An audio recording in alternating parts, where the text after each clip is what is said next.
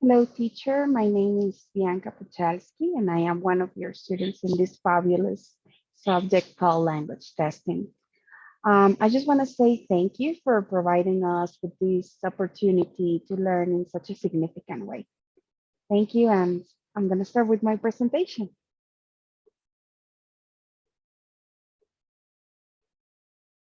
So today in language testing, we are going to discuss about different topics.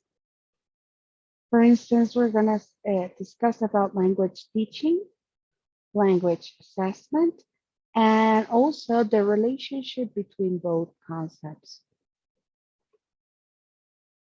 First, let's talk about what is language teaching.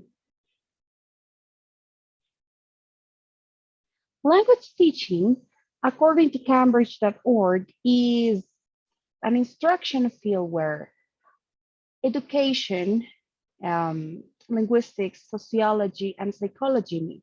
So that's why it is an interdisciplinary field because um, many professions meet in order to provide um, a good outcome.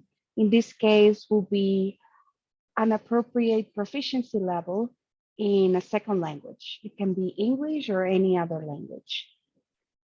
We're going to talk about the effectiveness of language teaching. Um, there is no one single way or no formula to give the perfect course, the perfect program or school year, but it is well known that a balance between the practice of skills, meaning focused input, output, and the practice of fluency bring a balanced, well-structured program that students might take advantage of in a good way. We have now what is language assessment? We saw language teaching. Now we're going to see assessment. These are both are different terms. Now, according to Twinkle.as, which is a fabulous um, resource website, um, it says that it is an action of measuring someone's language proficiency level in English or any other language. Um, Again, we're going to speak about the effectiveness, in this case now, of an assessment. This effectiveness is determined by three different aspects. First of all, we have the validity, which tells us that the contents that we are evaluating are actually contents that the students saw during the program. Also, we have the reliability, which means that the test is accurate. The questions are easily understood and students feel related with them. Finally, we have feasibility. This means that that the test is pragmatic, is practical. So it means that the test has a purpose and it is worth for something. Without this, without an assessment, we cannot actually measure the student's progress in the learning process. So what is the relationship between these two concepts, language teaching and language assessment? Here we have the process of language learning. It is different to other fields, learning mathematics, learning maybe learning social studies, because we're using different parts of our brain. So to get to an effective language learning, we need, as we mentioned, effective teaching, which involves the teacher, the instructions, the program, the planning, and we have the assessment, which also, of course, is a teacher, but here we are also involving the progress of what we are teaching. These are two different things.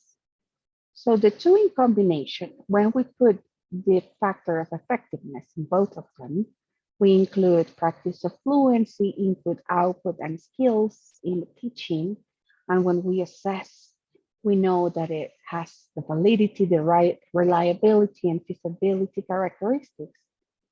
We ensure an effective learning process.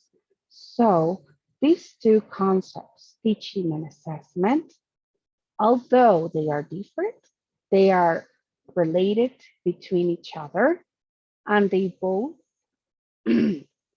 have the same outcome, effective learning. Let's say that um, teaching and assessment are part of a process such as washing your hands. Washing your hands implies water and soap. So if we clean our hands with just water, we are not cleaning enough. We are not getting the bacteria out.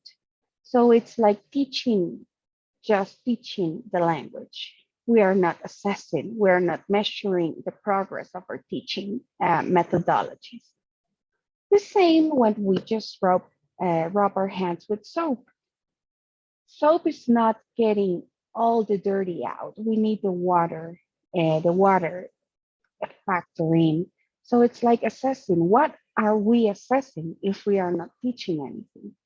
So it is like in your hands. We need teaching and we need assessment in order to have a good process of a good learning process. Thank you so much, teacher, for this excellent activity.